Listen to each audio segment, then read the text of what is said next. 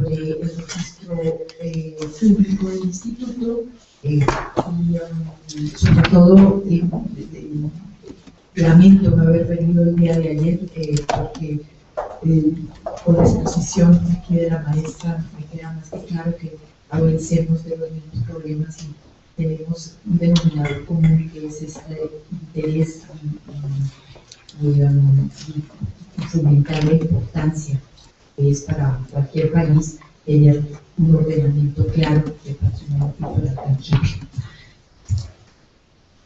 En la Ley Federal sobre Monumentos y Zonas Arqueológicos, Artísticos, Históricos de México, que fue promulgada en el 72, estipula en su capítulo 2, tanto en la ley como en el reglamento, la creación del registro público de monumentos en línea. El objetivo de esta dirección de registro, bueno, actualmente dirección, porque a través de la historia pasó de ser un departamento después a una dirección, y esperemos que después prospere también y abarque un ámbito más importante a nivel institucional, es la inscripción tanto de los monumentos arqueológicos e históricos, incluidos los paleontológicos, de toda la República. El Instituto Nacional de Antropología e Historia, después de 74 años de vida, ha acumulado en diferentes formatos, en diferentes medios, con diferentes descripciones, con diferentes criterios, miradas hacia el patrimonio de diversa índole, estas cifras, digamos, que hablan de cierto control de la información, pero también de una heterogeneidad y una disparidad en criterios de descripción de cada uno de los tipos de monumentos abismal en casi todos los casos. El proyecto que vengo a exponerles empezó a raíz, desafortunadamente, de una observación que tuvimos de la función pública respecto a esta estandarización de la descripción de los monumentos en México. Y, obviamente, al registro público de monumentos y zonas arqueológicas e históricas del Instituto como el responsable, digamos, hasta cierto punto, de dar la cara a la nación de este ordenamiento que tenemos obligación de tener.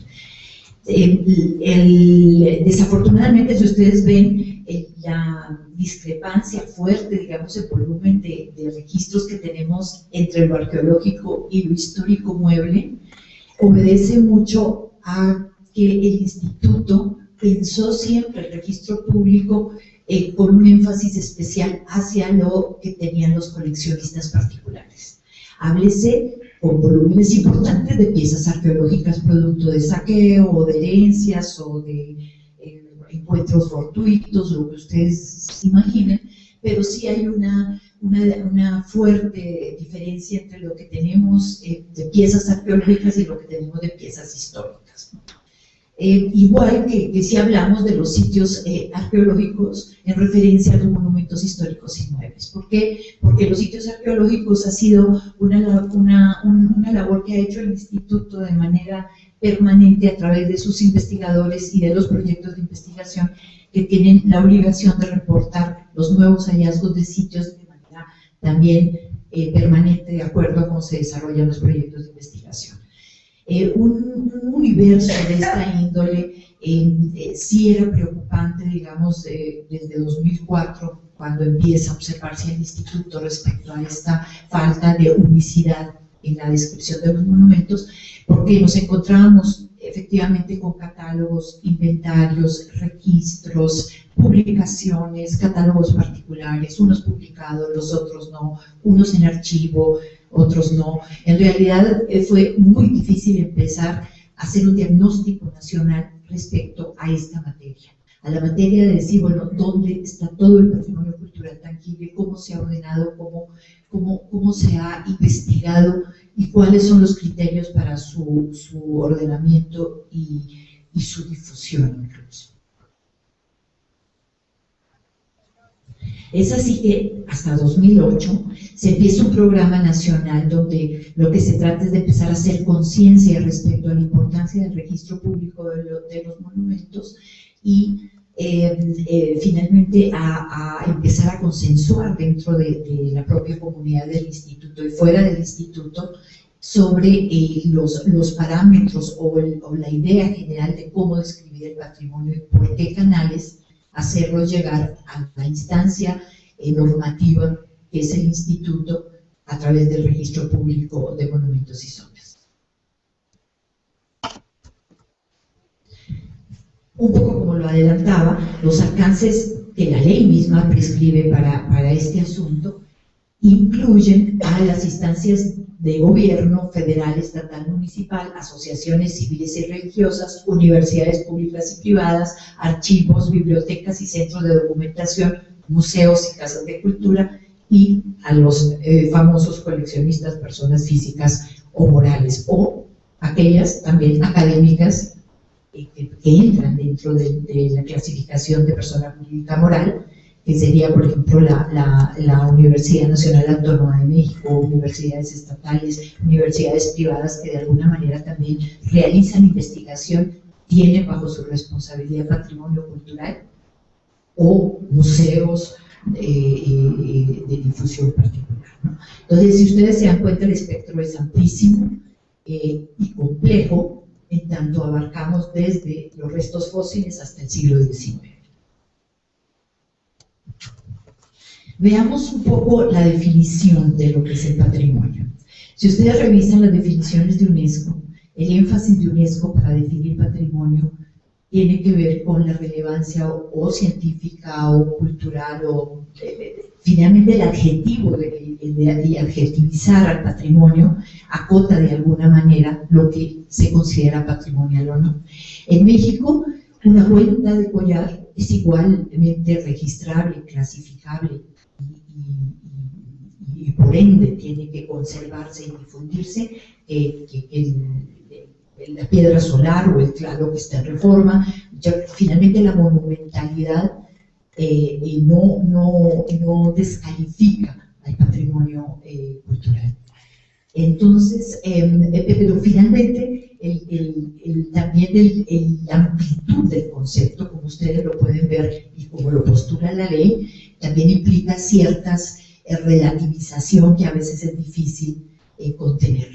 Si nosotros pensamos en los bienes arqueológicos, producto de las culturas que anteceden al establecimiento de la hispanidad, uno reflexiona sobre este territorio inmenso, donde los españoles incursionaron de diferentes maneras en todo el territorio y donde la hispanidad en Nuevo León, en el norte, no es la misma fecha que la hispanidad en el altiplano central o en la zona maya, ¿no? Entonces también esta ambigüedad a veces resulta confusa, igual que el definir a lo histórico como hasta el momento del siglo XIX, dejando fuera toda la parte, digamos, de evidencias culturales, materiales importantísimas de la Revolución Mexicana. Entonces sí hay ciertos problemas también en esta amplitud conceptual de lo que es el patrimonio por ley, ¿no? Recientemente empezamos incluso a registrar el patrimonio paleontológico, que también tiene sus asegúnes según la definición de ley, que durante años se obvió porque se pensaba que solamente con... Sí se escucha que estoy sin ya, ¿verdad? Lo paleontológico durante muchísimos años se consideró que si no mediaba una declaratoria presidencial, el patrimonio paleontológico no lo era, ¿no? Fue una lectura que durante años se dio hasta que en fechas recientes se llama la atención al instituto que dice, bueno, discúlpenme, pero el patrimonio paleontológico no está adscrito solamente al que el titular del Ejecutivo lo declare o no. Y si uno lo lee con cuidado, lo que dice es que la virtud de relevancia para la paleontología es lo que hace patrimonial a los restos fósiles, y que esta situación tiene que verse reflejada en la eventual declaratoria de patrimonio paleontológico que hiciera el Ejecutivo Federal. Pero, digamos, no es un requisito para que eso lo haga patrimonio paleontológico. Entonces es donde queda todo estos asegúnes que se dan de acuerdo a la mirada o a la manera en que uno lea una ley, como todas las normas y las leyes, ¿no? Son bastante controvertidas en el sentido de cómo las interpretas o las llevas a la realidad. Pero bueno, como de la manera que se vea, el problema para el instituto era que tenemos todo este gran universo de evidencias culturales que había, y estoy de acuerdo con la necesidad imperiosa de empezar a normar y a reglamentar a nivel nacional la manera como la vamos ordenando, clasificando, consultando y difundiendo. El problema desde la Dirección de Registro Público es que nos enfrentamos también a tres vertientes básicas. Por ley orgánica, el instituto investiga, conserva, difunde, etcétera, y esto hace que una parte importante del patrimonio que se tiene en México es producto de investigación, producto de proyectos muy concretos que le dan un contenido importante a los objetos, más allá de todos aquellos acervos que se tenían en museos, producto de entregas de coleccionistas particulares o finalmente de encuentros que se hacían sin ningún rigor de contextualización, de investigación, etc. Entonces teníamos todos estos contenidos, a más de la obligatoriedad de un registro público como tal dentro de los cánones del derecho registral. Del derecho registral, durante años no fuimos muy meticulosos en observarlo. ¿Qué nos quedaba a nosotros para empezar un proyecto de esta envergadura? Primero que todo, empezar a reflexionar sobre lo que la ley misma decía, que fuera conciliado con la mirada también del propio investigador o de las curadurías de los museos, con un amplio background de cuidado, clasificación, o de los inventaristas mismos del instituto, y que confluyera eso en un ordenamiento racional, consultable y lógico. Finalmente optamos por, en tanto el carácter del registro público, o en este ámbito de observación de ley, de ordenar el patrimonio conforme la ley no lo manda. En este sentido, digo, si hubiera tenido yo que ordenarlos y la ley no existiera, no hubiera hecho tal vez esta clasificación general. Tenemos, si ustedes observan, por ejemplo, los comerciantes de monumentos históricos, que a través de 40 y pico de años se han registrado 8, porque es difícil que un anticuario que se dedica al tráfico del patrimonio histórico le interese tener un registro en el Instituto Nacional de Antropología, que además por ley tiene que hacer sus inventarios puntuales respecto al stock que tienen las tiendas, tiene que dar cuenta de muchísimas otras variables que me parece a mí francamente una cruzada casi imposible que el instituto pueda emprender respecto a regularizar a los comerciantes en patrimonio mueble histórico, ¿no? Y en la propia descripción digamos, hablando solamente por teoría de conjuntos, de poner el patrimonio entre lo mueble, inmueble y el carácter de declaratoria y de registro de comerciantes, no lo hubiera yo clasificado de esta manera. Pero bueno, esta ley nos tocó vivir, finalmente está incluido todo lo que nos toca y está descrito y comandado por la ley en el artículo 23 de esta manera. Obviamente, para efectos de ya empezar a normalizar la descripción de los monumentos, sí hicimos las subdivisiones, por ejemplo, para todo el patrimonio documental, con bibliográfico, archivo cartográfico y artes gráficas, que en ese sentido no está así delineado en la propia ley. Ustedes pueden observar que es amplia la división que nosotros tenemos, pero también nos movió esta subdivisión en la medida de las propias especializaciones de las diferentes áreas del conocimiento como se tienen organizadas en el Instituto Nacional de Antropología. Si ustedes ven el patrimonio cultural subacuático, nosotros tenemos una subdirección de arqueología subacuática que fue la encargada de hacer esta labor de postular cómo se iba a hacer el registro público del patrimonio sumergido, ¿no? Igual que los restos humanos, tenemos toda una largo bagaje de formación tanto en la Escuela Nacional de Antropología como en los diferentes centros y en toda la República de antropólogos físicos especializados en estudio de restos óseos y por lo tanto de su clasificación y su taxonomía. Igual que los restos arqueobotánicos, arqueofaunísticos, que también tenemos esa especialidad en el instituto, además de los archivos fotográficos de Pachuca, que también fueron aleccionadores respecto a la manera como históricamente han clasificado el patrimonio.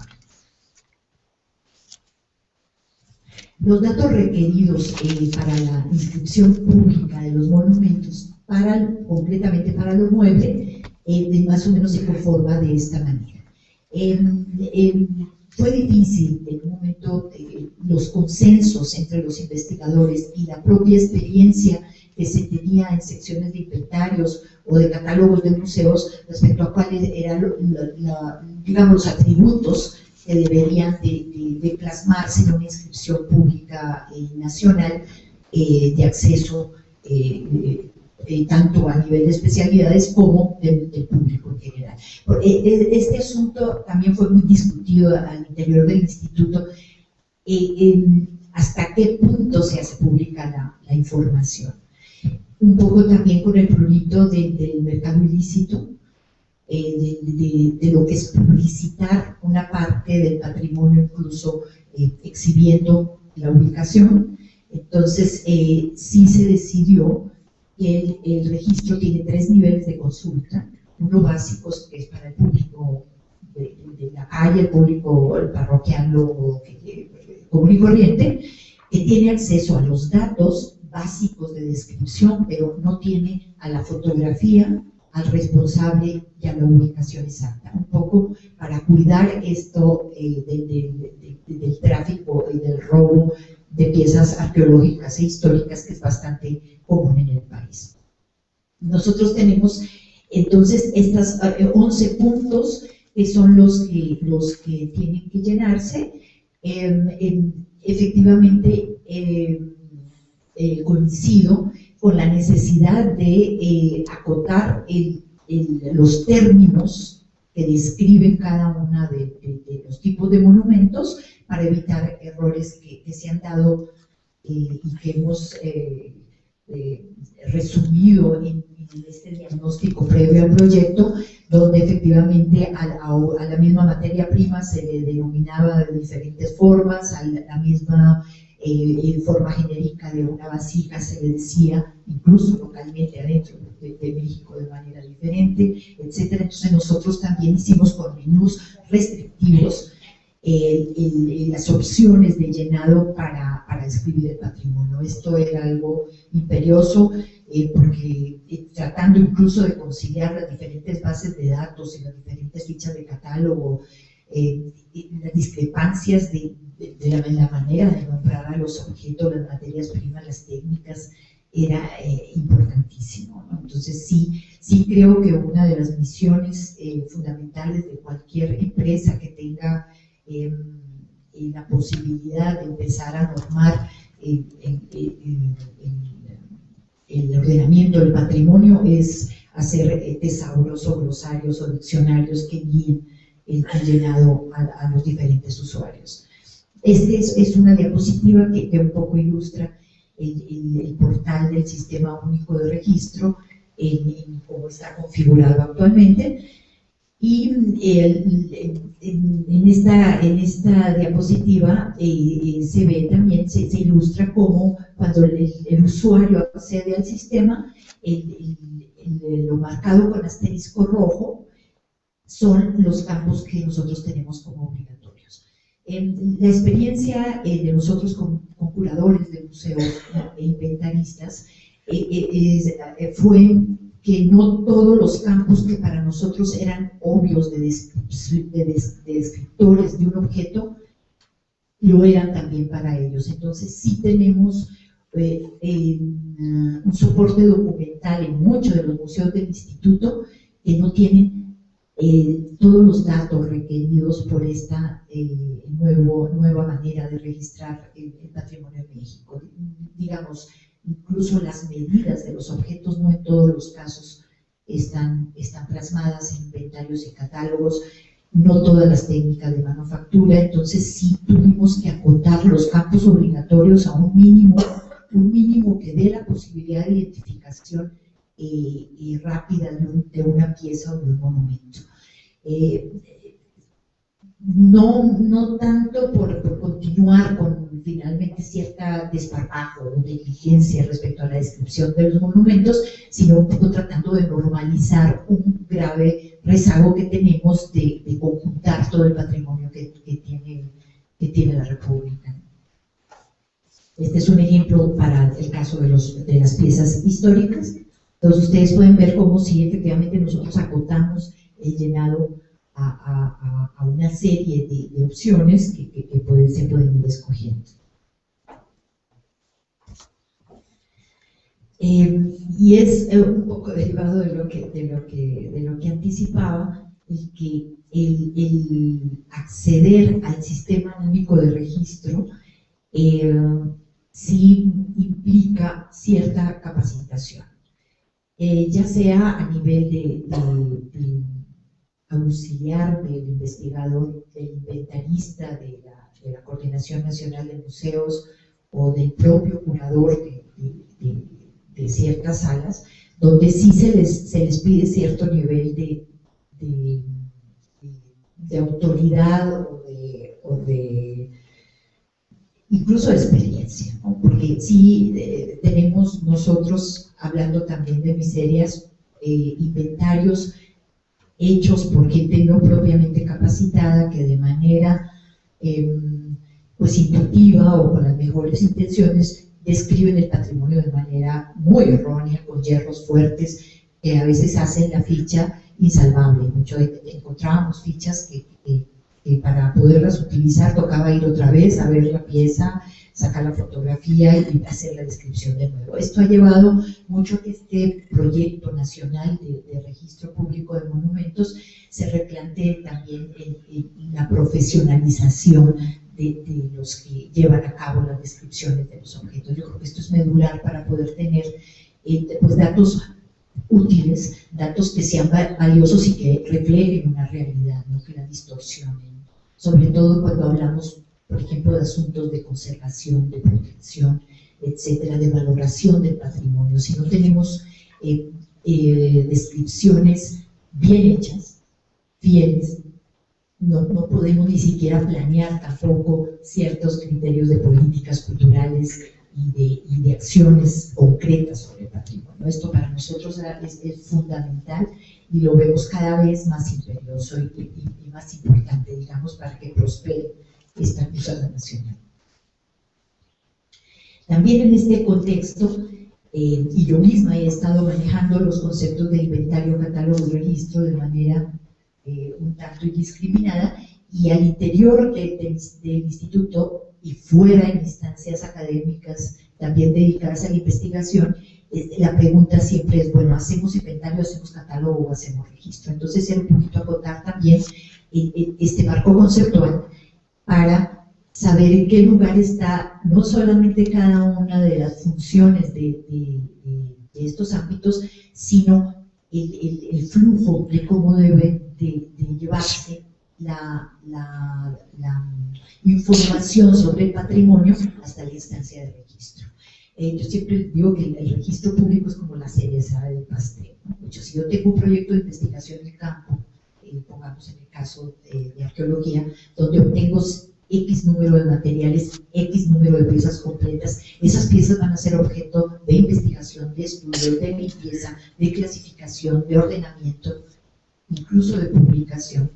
Y cuando el investigador sintetiza todas esas variables es cuando vamos a estar en posibilidad de llevar la descripción a un registro público nacional, no antes. No, el registro público tiene que ser el final de una cadena de investigación o de acción de curadores o de acciones de inventaristas después de haber medido, limpiado, clasificado y descrito de manera ponderada un objeto o un monumento. Esto era fundamental. Yo creo que ha servido un poco para ilustrar cuál también es el carácter de un catálogo. El énfasis que un investigador le da a la descripción de las piezas va en función de un problema de investigación. Yo, si no estudio técnicas de manufactura en el preclásico tardío, mi énfasis va a estar en las pastas, va a estar en el moldeado de la vasija, y quizás no tanto en el acabado de superficie o la incisión o la decoración. Entonces todo esto matiza un catálogo de especialidad que no un registro público donde de manera sucinta se describe el monumento de manera general para su identificación. Esto ha sido importante porque además la ley lo prescribe. La ley dice el registro debe estar retroalimentado de un catálogo y ese catálogo tiene que estar siempre actualizado. Porque también se ha llamado la atención al registro público del instituto de por qué no tiene registrado el Museo Nacional de Antropología o el Museo de Sitio de Teotihuacán o el Museo de Sitio de Paquimé o la bodega de objetos culturales en Aguascalientes, cuando se desconoce que en realidad en cada una de las instancias tiene que haber un grupo de especialistas que tienen que dar cuenta en primera instancia de la descripción de los objetos de su responsabilidad.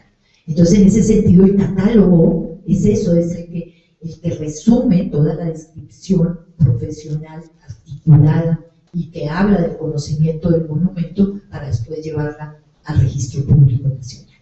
Entonces, el registro es la síntesis y el último producto de una institución que se da a conocer a un público. Esa es la pretensión adentro de este proyecto y yo creo que lo estamos obteniendo y también como poniendo en su lugar un poco cada una de estas actividades, ¿no? El inventario mismo es más una relación general para identificar de bote pronto a los objetos y no debe pedírsele más allá de esto, ¿no? Por lo menos en el ámbito del marco legal de México.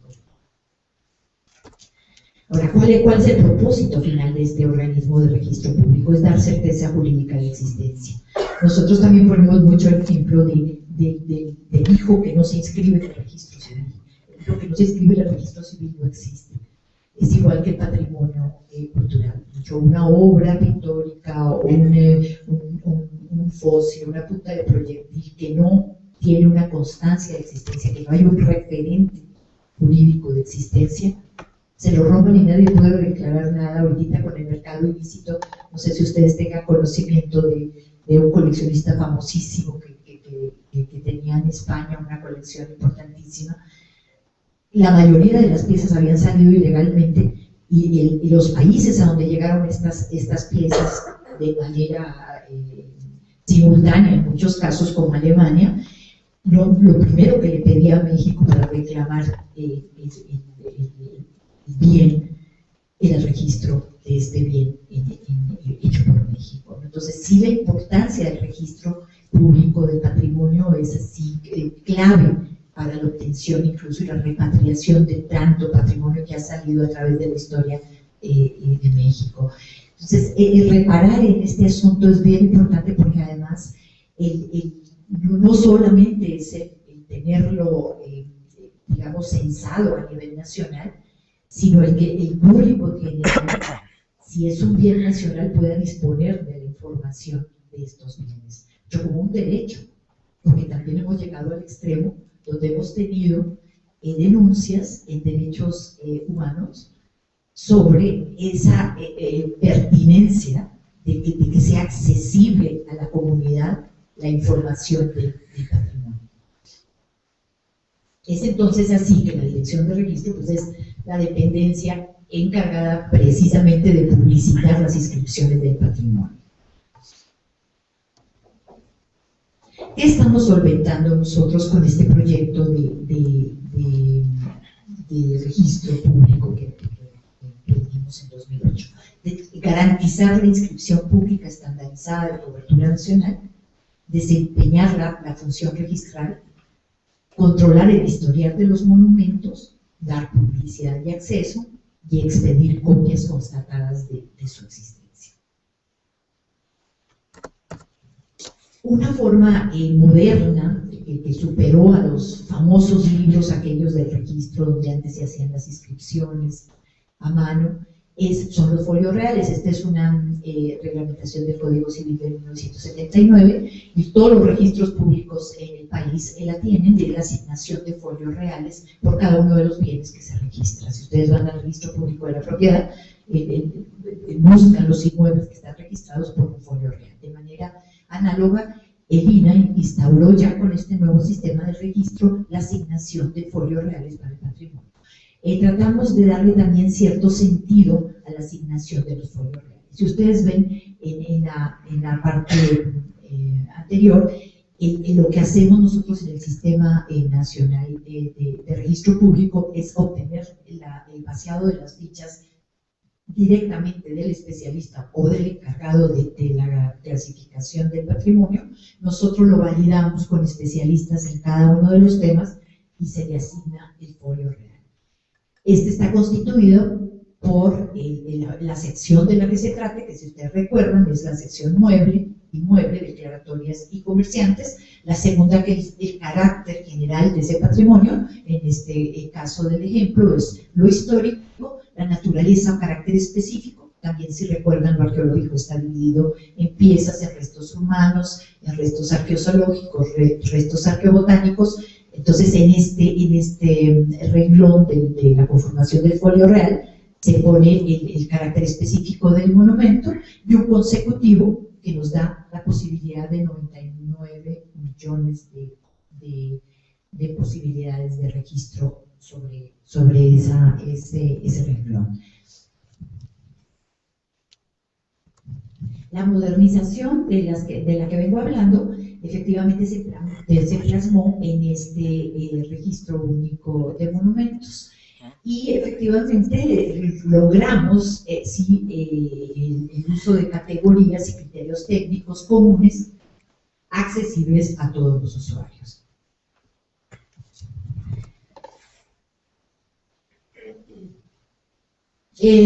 Bueno, si en el público hay gente interesada en la parte técnica, digamos, de construcción del sistema, este está hecho en una versión, obviamente, para publicarse en un ambiente web, y está hecho en PHP, MySQL 5.1, con 2 GHz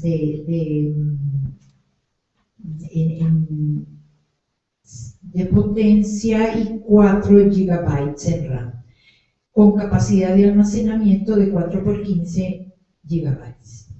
Bueno, esto lo digo para gente que le interese un poco. Lo que sí les puedo asegurar es que es una base de datos robusta.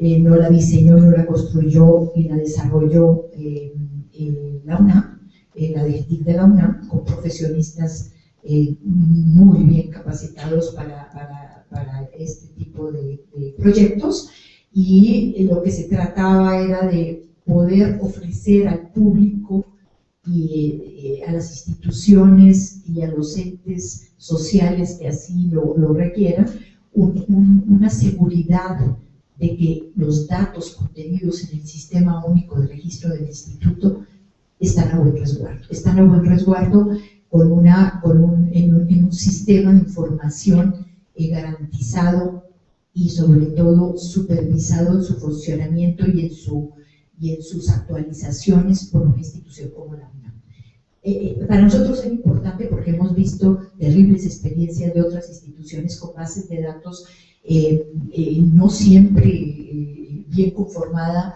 ni supervisadas por profesionales, donde se han llegado a perder registros o se llevan las llaves de acceso a las diferentes funcionalidades del sistema. Entonces, yo creo que esto, para cualquier institución que emprenda un proyecto de este tipo, sí es importante revisar quién va a construir la base de datos, o quiénes van a ser los diseñadores y qué tipo de solvencia tienen respecto a la construcción de bases de datos. No sé si en otras partes pase, pero en México sí hemos visto casos muy tristes respecto a bases de datos construidas de manera muy informal, muy improvisada. Muchos de nosotros, incluso como investigadores, a veces creemos que porque sabemos 2 o 3 cosas sobre sistemas, podemos con un manual construir una base o bajar software libre de otras instancias para aprovechar, por ejemplo, los niveles de clasificación. Asuntos que nosotros vemos como un fracaso, pero totalmente garantizado respecto a un proyecto de esta envergadura.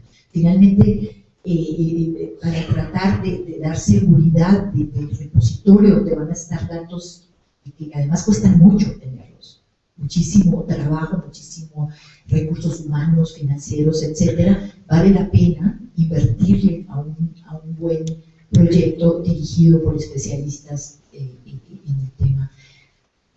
No sé si ustedes tengan experiencias sobre este tipo, pero nosotros en México, en diferentes instituciones, sí hemos visto fracasos grandes respecto a la construcción de la propia base de datos. El sistema, pues como lo comento, ya está en el web. Tenemos ya a la fecha 213 usuarios y 2.258 personas que lo han consultado. De los presentes, si gustan, podemos tomar sus datos y darles acceso a un sistema de pruebas que tenemos para que lo puedan ver en funcionamiento. Un sistema alterno que se tiene para la gente interesada en cómo funciona, qué opciones tiene y demás, o sea que la gente nos puede dejar sus datos y les podemos dar acceso al sistema de pruebas para que lo conozcan, ¿no? El sistema está conformado por 4 módulos. El primero es el de la inscripción pública. Aquí es donde se vierten estos datos básicos de descripción del monumento que posibilitan su identificación y que en la diapositiva pasada ya reflejamos, o sea, el tipo de objeto, la técnica de manufactura, el acabado de superficie, las medidas, los detalles de conservación, observaciones, etcétera, y una foto. Y tenemos el de control de historia registral o gestión registral, donde ahorita lo detallo, se contienen toda esa parte del procedimiento que se hace con cada monumento. La de archivos complementarios, donde esta es totalmente opcional en el sistema, y lo que tratamos es que los catedráticos, investigadores, curadores, etcétera, puedan depositar materiales que enriquezcan la descripción del monumento. Una ponencia, un catálogo, fotos donde se detallen muchísimo más la pieza o el monumento del que se trate, y archivos registrales digitalizados, que eso tiene que ver con la propia dirección de registro y todo lo que históricamente hemos acumulado como documentación anterior a la inscripción de un monumento. Las funciones básicas es la validación de los datos, los reportes para explotación de información y la asignación de los folios reales. Estos son los puntos que nosotros tenemos considerados en el control de historia registral. Este módulo, igual que es público el de la inscripción y se da acceso al usuario para que inscriba los monumentos en el lugar donde se encuentre de cobertura nacional, el control de historia registral solamente lo tiene el responsable de la SEP.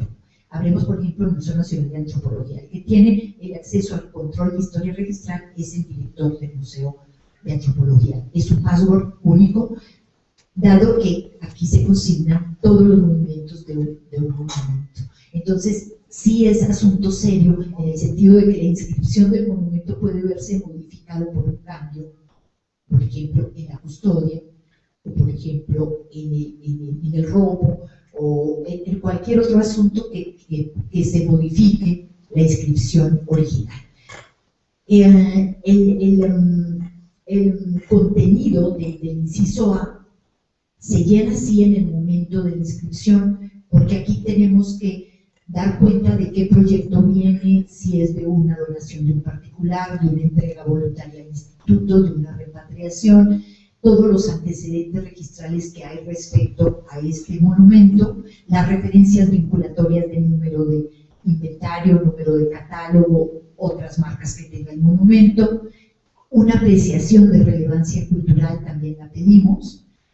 Por eso es tan importante que sea el investigador o el responsable de su clasificación el que lo vierta, y la apreciación de autenticidad. La apreciación de autenticidad nosotros la tenemos porque manejamos colecciones particulares que cada vez en mayor proporción suelen ser falsas.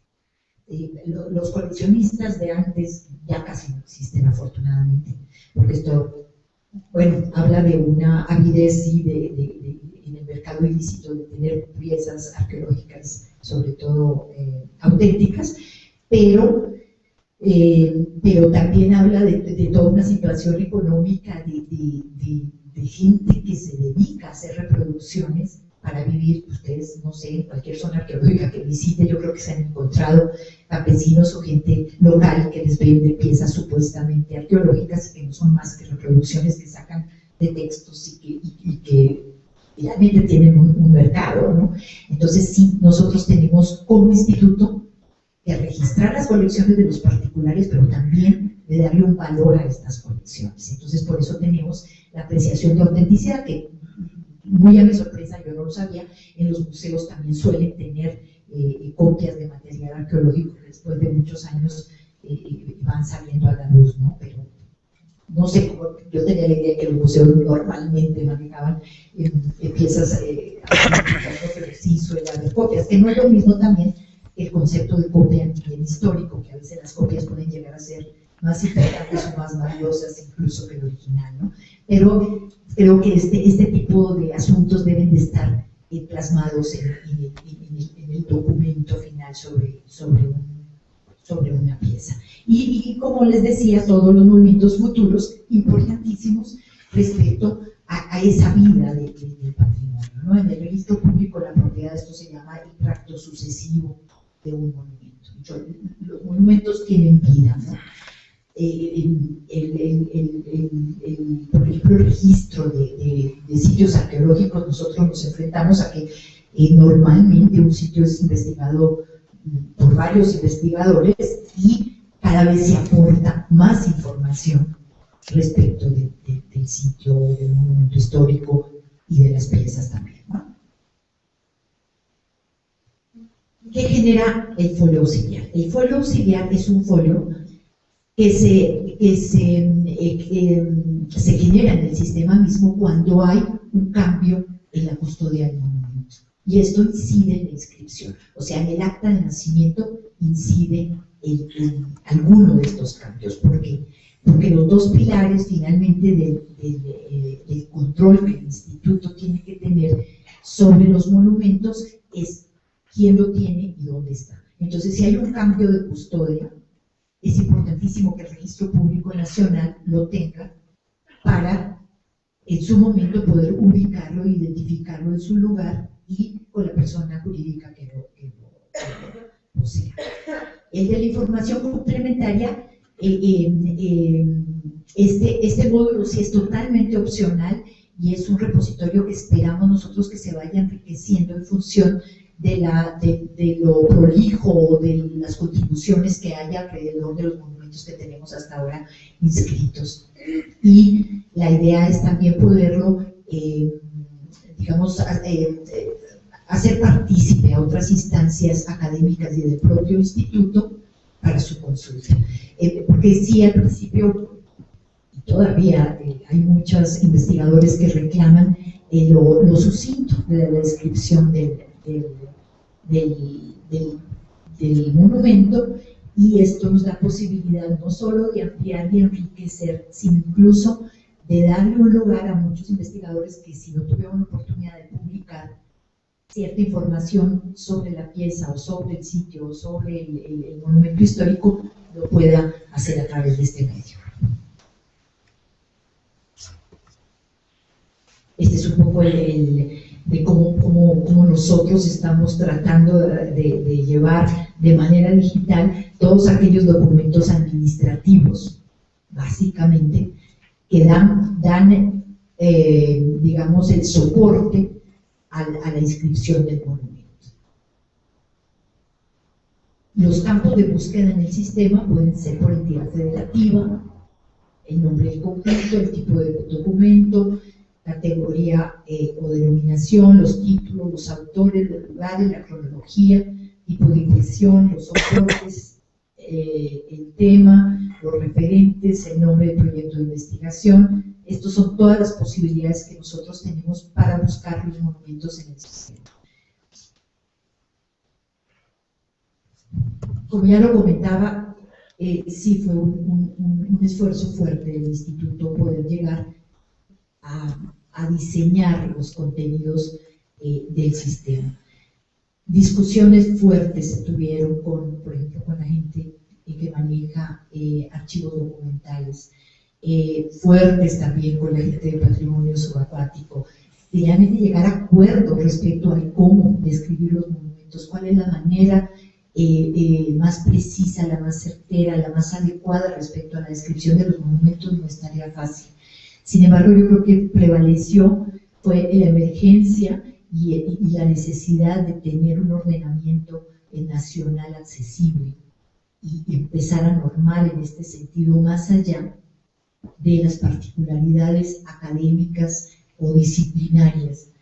Y es por eso que hay que recordar que el catálogo es el instrumento donde se plasman estas particularidades paradigmáticas o epistémicas de la manera como se describe el monumento. Fue difícil entre investigadores y curadores de museos que se viera la importancia de estandarizar la manera de describir el patrimonio cultural tangible. Pero se logró y obviamente es una tarea que no termina y que tiene muchísimo por delante, ¿no? Ahora, ¿qué registramos nosotros? Este también ha sido un problema grande dentro del instituto porque, insisto, como tenemos tantas áreas de investigación y normalmente hay volúmenes importantes de patrimonio fragmentado, mucho no se diga en una excavación, o los encargados de las osteotecas, donde hay, bueno, bodegas enteras llenas de bolsas de materiales. Entonces sí había que acotar, y un poco tal vez el criterio de relevancia en este sentido sí es aplicable. Nosotros registramos lo que tiene el 70% de la superficie de la pieza. O sea, fragmentos no son registrados, al menos que constituyan una parte muy importante para la reconstrucción histórica de una región o en un periodo de la historia. Pongo siempre el ejemplo, nosotros tenemos una cerámica reportada en los libros de texto de 3000 años que se llama cerámica Pox, que se encontró en Guerrero, pero nadie la ha visto físicamente. Algo pasó, pero no se tiene la cerámica Pox. Cuando se encuentre la cerámica Pox físicamente puede ser un fragmento de 2 centímetros, ese fragmento sería para nosotros registrable como colección científica. Entonces, salvo esas excepciones, en el registro solo registramos piezas completas o máximo con el 30% de faltantes. Registramos de 3 maneras. Puede hacerse como objeto unitario, como lote o como conjunto. Un lote es un conjunto de piezas, pero tiene que estar conformado por el mismo tipo de objeto, la misma materia prima, la misma cronología y ubicados en el mismo espacio. Llámese puntas de proyectil, aretes, todo lo que comparte la descripción formal. Por efectos prácticos se pueden conformar en un lote. Claro, pedimos que no se hagan lotes de más de 10 objetos porque no son visibles en la foto y no es práctico el manejo a nivel del fuego. Y el conjunto es una unidad de significado. ¿Qué es una unidad de significado? En la foto ustedes ven estos retablos. Los retablos pueden tener pinturas, pueden tener escultura, pueden tener elementos de ornato, custodias, etcétera, etcétera. Muchos son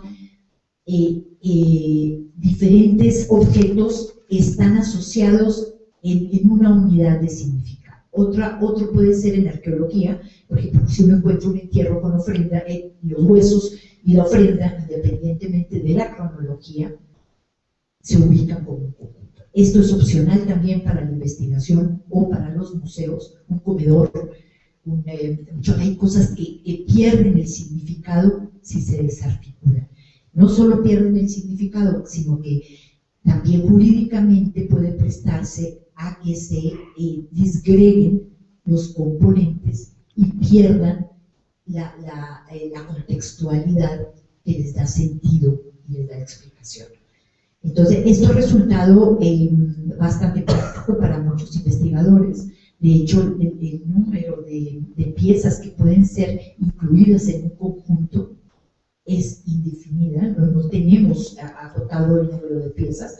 Entonces, se da un folio real al conjunto y se dan números correlativos a ese folio real. O sea, son correlativos a un solo folio real. Esto también les da la seguridad a los investigadores de que no se vaya a donar o a pasar a otro museo un componente importante de una unidad de significado.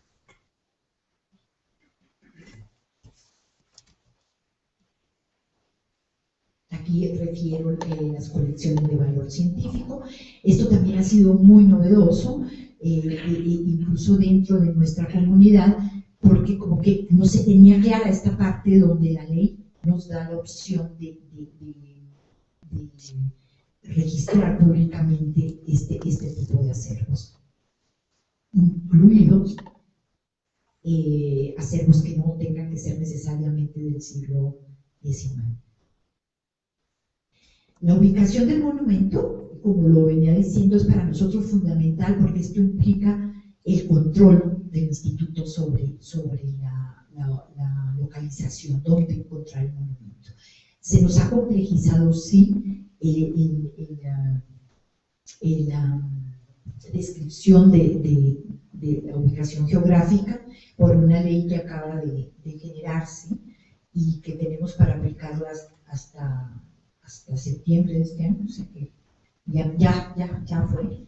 Y sí implicó un problema para la gente que haya hecho bases de datos, sabrá de lo que hablo. Se modificó la forma en que se enuncian las ubicaciones geográficas en el país. Se complejizó. No entendemos, no crean ustedes que es una obsesión de nosotros poner todo este tipo de opciones para describir dónde se encuentran los monumentos. Pero bueno, así se hizo, lo hizo el INEGI, y entonces ya tenemos que ponerla entre qué calles, si es de mano derecha, de mano izquierda, si es un bulevar, si es un camino, etcétera, etcétera. La intención de nosotros era que obviarla, porque es complejo cambiar en la base de datos los campos para llenar la ubicación del monumento, pero desafortunadamente no la derogaron. Sigue, más allá de que con un GPS ya podemos ubicar cualquier espacio geográfico sin necesidad de llegar a tal detalle, pero bueno, así estamos. Y el responsable, esto es fundamental, son los dos pilares del registro. ¿Quién lo tiene y dónde está? Bueno, para la gente que no vive en México, el patrimonio arqueológico se da por concesión de diversa índole. Estas cifras, digamos que hablan de cierta control de la información, pero también de una heterogeneidad y una disparidad en criterios de descripción de cada uno de los tipos de monumentos abismal en casi todos los casos. El proyecto que vengo a exponerles empezó a raíz desafortunadamente, de una observación que tuvimos de la función pública respecto a esta estandarización de la descripción de los monumentos en México. Y obviamente al registro público de monumentos y zonas arqueológicas e históricas del instituto como el responsable, digamos, hasta cierto punto, de dar la cara a la nación de este ordenamiento que teníamos obligación de tener. Desafortunadamente, si ustedes ven la discrepancia fuerte, digamos, el volumen de registros que tenemos entre lo arqueológico y lo histórico mueble, obedece mucho a que el instituto pensó siempre el registro público con un énfasis especial hacia lo que tenían los coleccionistas particulares. Háblese con volúmenes importantes de piezas arqueológicas producto de saqueo o de herencias o de encuentros fortuitos, lo que ustedes imaginen, pero sí hay una fuerte diferencia entre lo que tenemos de piezas arqueológicas y lo que tenemos de piezas históricas. Igual que si hablamos de los sitios arqueológicos en referencia a los monumentos históricos inmuebles. ¿Por qué? Porque los sitios arqueológicos ha sido una labor que ha hecho el instituto de manera permanente a través de sus investigadores y de los proyectos de investigación que tienen la obligación de reportar los nuevos hallazgos de sitios de manera también permanente de acuerdo a cómo se desarrollan los proyectos de investigación. Un universo de esta índole sí era preocupante, digamos, desde 2004, cuando empieza a observarse el instituto respecto a esta falta de unicidad en la descripción de los monumentos, porque nos encontrábamos efectivamente con catálogos, inventarios, registros, publicaciones, catálogos particulares, unos publicados, los otros no, unos en archivo, otros no. En realidad fue muy difícil empezar a hacer un diagnóstico nacional respecto a esta materia, a la materia de decir, bueno, ¿dónde está todo el patrimonio cultural tangible? ¿Cómo se ha ordenado? ¿Cómo se ha investigado? ¿Y cuáles son los criterios para su ordenamiento y su difusión incluso? Es así que hasta 2008 se empieza un programa nacional donde lo que es el siglo XIX. Veamos un poco la definición de lo que es el patrimonio. Si ustedes revisan las definiciones de UNESCO, el énfasis de UNESCO para definir patrimonio tiene que ver con la relevancia o científica o cultural o finalmente el adjetivo de adjetivizar al patrimonio acota de alguna manera lo que se considera patrimonial o no. En México, una cuenta de collar es igualmente registrable, clasificable y por ende tiene que conservarse y difundirse la piedra solar o el claro que está en Reforma. Ya, finalmente la monumentalidad no descalifica al patrimonio cultural. Entonces, pero finalmente también la amplitud del concepto, como ustedes lo pueden ver y como lo postula la ley, también implica ciertas relativización que a veces es difícil contener. Si nosotros pensamos en los bienes arqueológicos, producto de las culturas que anteceden al establecimiento de la hispanidad, uno reflexiona sobre este territorio inmenso donde los españoles incursionaron de diferentes maneras en todo el territorio y donde la hispanidad de Nuevo León en el norte no es la misma fecha. Que se trata de empezar a hacer conciencia respecto a la importancia del registro público de los monumentos y finalmente a empezar a consensuar dentro de la propia comunidad del instituto y fuera del instituto sobre los parámetros o la idea general de cómo describir el patrimonio y por qué canales hacerlo llegar a la instancia normativa que es el instituto a través del registro público de monumentos y zonas. Un poco como lo adelantaba, los alcances que la ley misma prescribe para este asunto incluyen a las instancias de gobierno federal, estatal, municipal, asociaciones civiles y religiosas, universidades públicas y privadas, archivos, bibliotecas y centros de documentación, museos y casas de cultura, y a los famosos coleccionistas, personas físicas o morales, o aquellas también académicas que entran dentro de la clasificación de persona jurídica moral, que sería, por ejemplo, la Universidad Nacional Autónoma de México, universidades estatales, universidades privadas que de alguna manera también realizan investigación, tienen bajo su responsabilidad patrimonio cultural, o museos de difusión particular, ¿no? Entonces, si ustedes se dan cuenta, el espectro es amplísimo y complejo, en tanto abarcamos desde los restos fósiles hasta el registro público del instituto, y sobre todo lamento no haber venido el día de ayer porque por la exposición aquí de la maestra me queda más que claro que adolecemos de los mismos problemas y tenemos un denominador común, que es este interés y fomentar la importancia que es para cualquier país tener un ordenamiento claro de patrimonio cultural tangible. En la Ley Federal sobre Monumentos y Zonas Arqueológicos, Artísticos e Históricos de México, que fue promulgada en el 72, estipula en su capítulo 2, tanto en la ley como en el reglamento, la creación del registro público de monumentos en el INAH.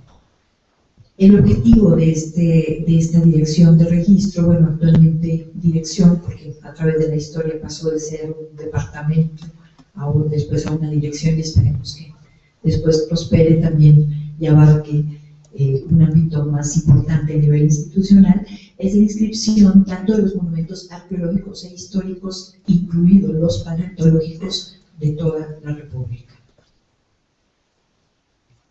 El Instituto Nacional de Antropología e Historia, después de 74 años de vida, ha acumulado en diferentes formatos, en diferentes medios, con diferentes descripciones, con diferentes criterios, miradas hacia el patrimonio